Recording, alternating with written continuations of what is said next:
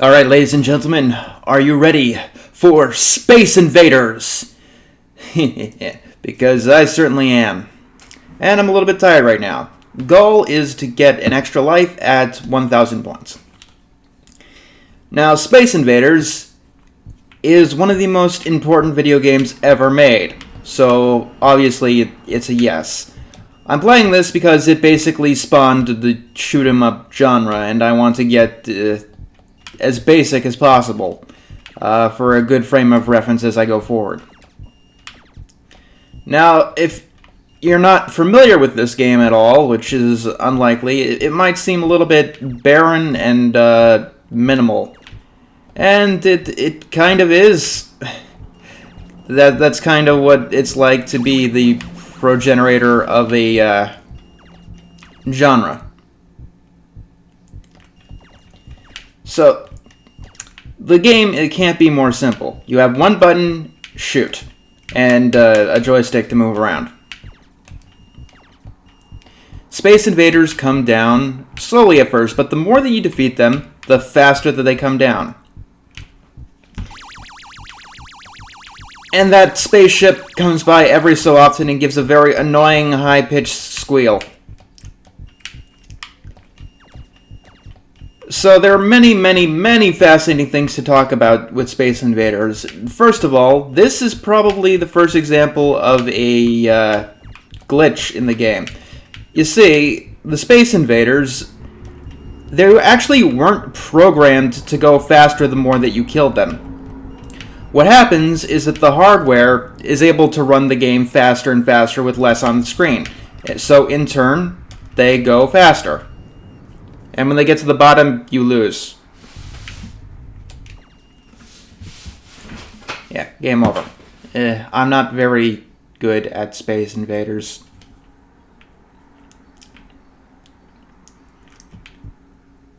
But yeah, this glitch added an extra dynamic to the video game that made it quite interesting. And Space Invaders is probably it was the first cultural phenomenon when it came to video games. Space Invaders was massively popular. They say that when it was released in Japan, it caused a shortage of 25 yen coins, which is their equivalent to the quarter, or was. I really do hope that isn't too loud in the recording. It's much louder than all the other sounds in the game. So Pong may have been the first commercially successful video game, but this is more or less where the industry started as an industry.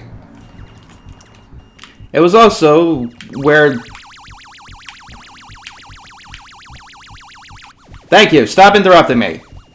It was also where the Japanese video game market really took off, because this was made by Taito. It was one of the first hits not made by Atari. And it set in course the future of video games for a very, very long time. Like, a lot of games, even in the book, are, let's just say, based off the Space Invaders template. Like, Galaga and Galaxian, Gorf, even Asteroids to an extent.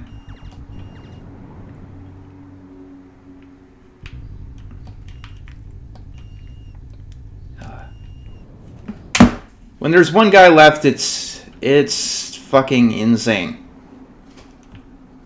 I want to at least get past the first level.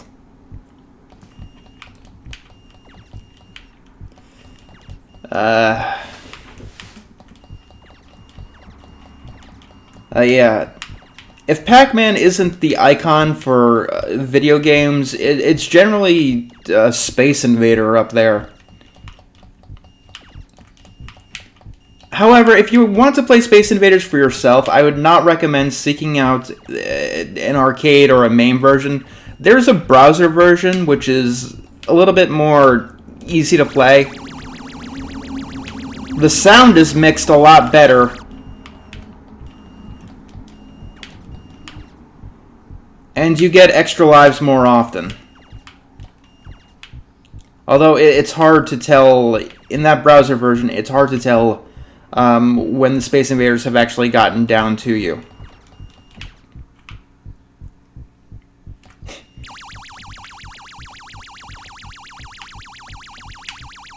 And the sound that the invaders themselves make, it's just an awesome soundtrack, I think. It just sounds like ramping up tension.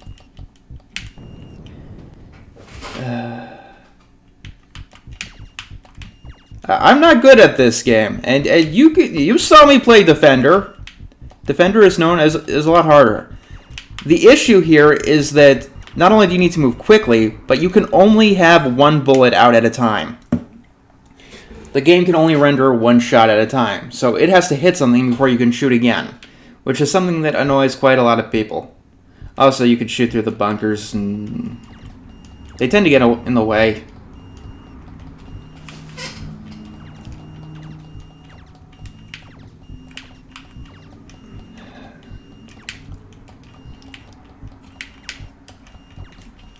So I don't really know the strategy of this. I've practiced this a bit, but I'm not really good at it. Like, once again, greatness isn't the same thing as fun or enjoyability.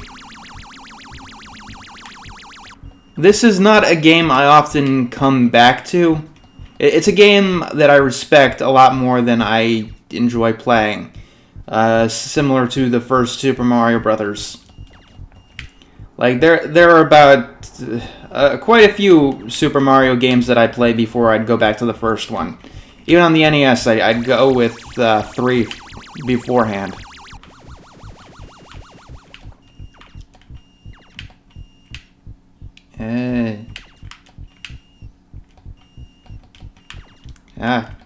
I just gotta pay attention. Gotta keep my eyes on the on myself. God damn it! You absolutely do not want to let these guys get too close to you.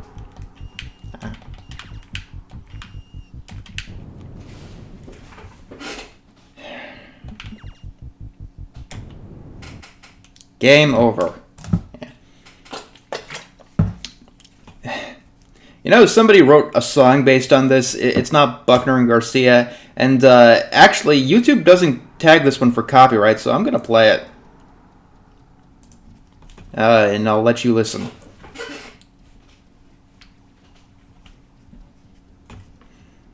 It is a treat.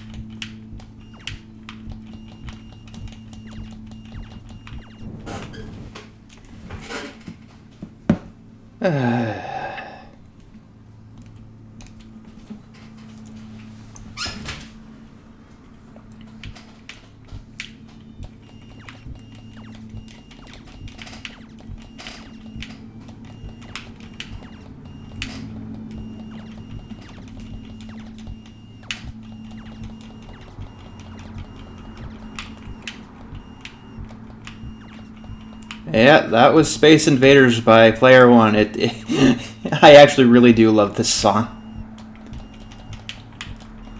The actual game, though, it's a little bit more challenging than I was hoping. And that's definitely what I'm most worried about in this challenge. It's not the very, very long games. I can handle long games any day of the week. It's the games that are extremely difficult. And while Space Invaders isn't extremely difficult, it's quite a bit more difficult than I care to admit. At least for me. I'm sure there are all kinds of champions at this game. But I can't even get through the first level without losing a fucking life.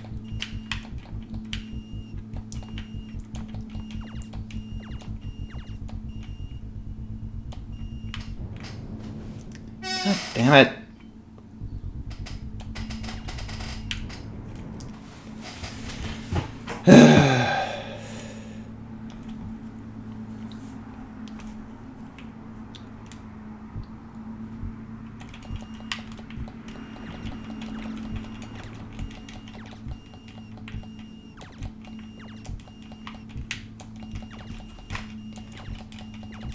Like, I have no idea when Space Invaders is supposed to give you an extra life. I think it does it, like, once.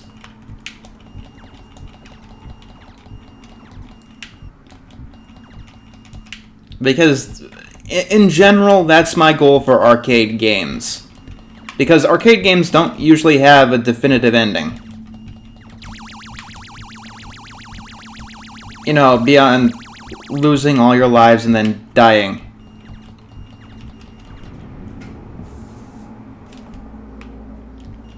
You know what the issue is? I'm not paying attention to my ship. I'm more aiming at the Space Invaders themselves.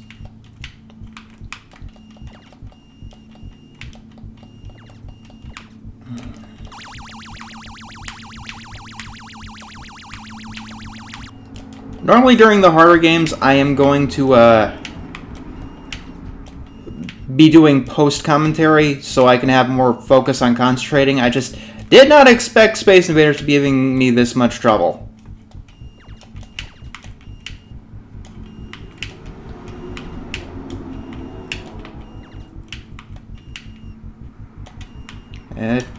Gotcha. Ah, they're green.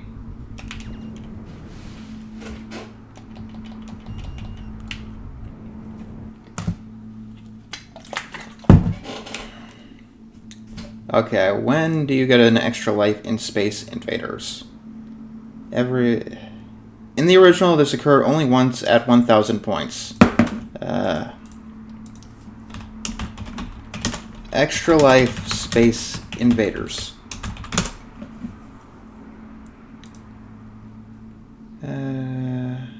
You gain 1 extra life at 1,500 points. Okay. That sounds doable. Normally, I do the research beforehand, but there's no excuse. I should have done the research beforehand. So that's about 2 waves of Space Invaders, okay. Or at least take a sizable chunk out of round 2.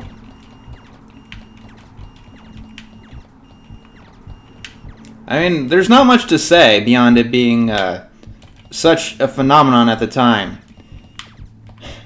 Like, I can't really imagine people going crazy over this, but they did. Like, the Atari 2600 getting this game is one of the reasons why it did so great. This was the first killer app. You bought the Atari 2600 to play Space Invaders at home.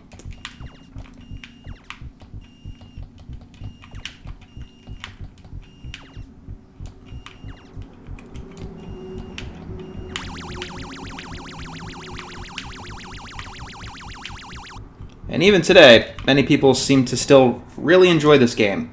Personally, I vastly prefer Asteroids. Like, any day of the week, Asteroids all the way.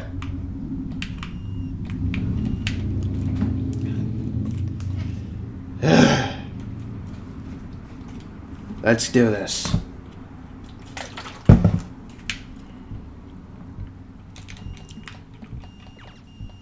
But yeah, I'm still going through the games that are absolutely incredibly important for me to go through. To be able to judge all of the other games to the best of my abilities. Like, in the next couple episodes, we're definitely going to be tackling Tetris. Games like that. Just to get them out of the way. And shooters... I really do have to get the, God, shut up! With shooters, I have to get the most defining games out of the way as soon as possible. Because, it's a genre that I am not very good at judging. All shooters kind of look the same to me, you know?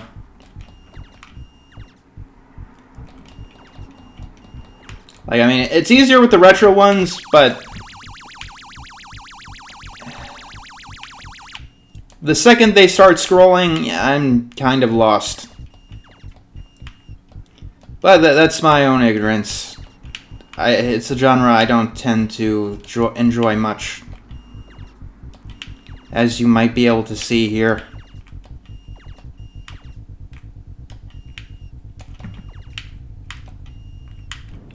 God damn it, almost got through without losing a life. Fucking hate that last guy.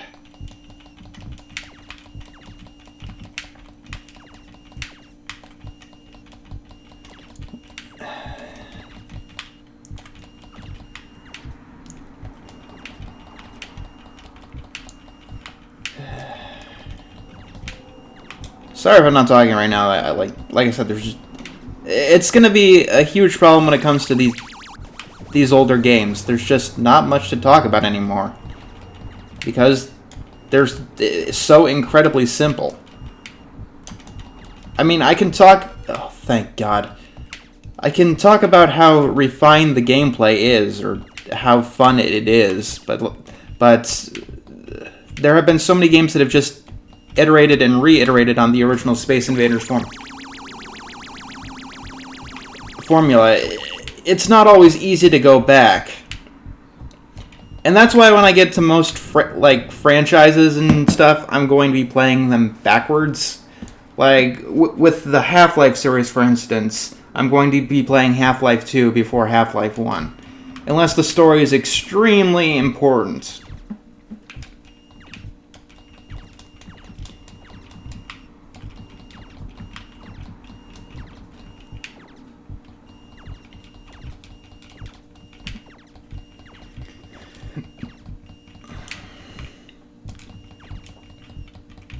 And if I don't go backwards, I'm going to be choosing games that I absolutely know belong in the book, even without playing them. And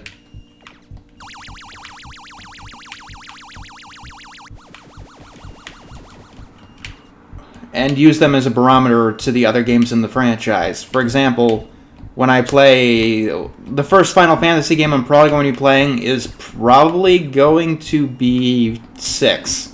Because... even without playing it, I know that it's one of the most acclaimed in the series. Everybody loves it, and it seems like a good measuring stick. And, yeah, JRPGs, turn-based RPGs, is another area where I am shockingly lacking in my knowledge of.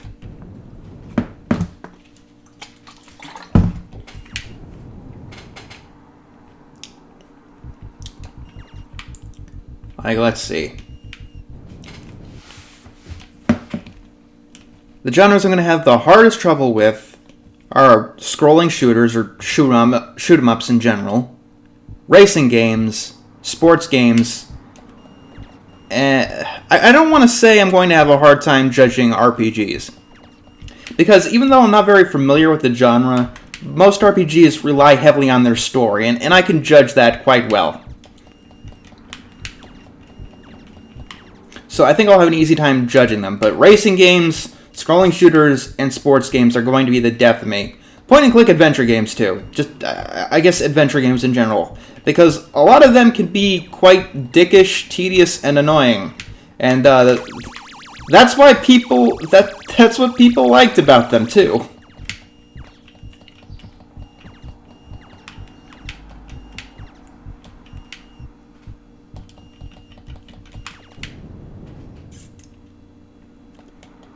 But yes, the verdict here... Space Invaders is a yes. Sorry...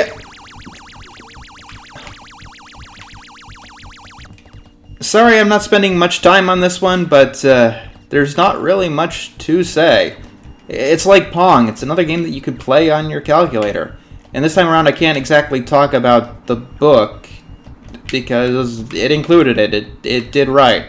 It also included Space Invaders Extreme and Infinity Gene, games which I have not played. So we get to see how they fare.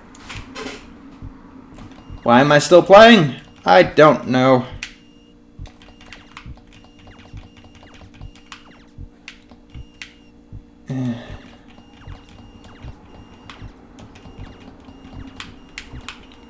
But I think, yeah, I think we're done here.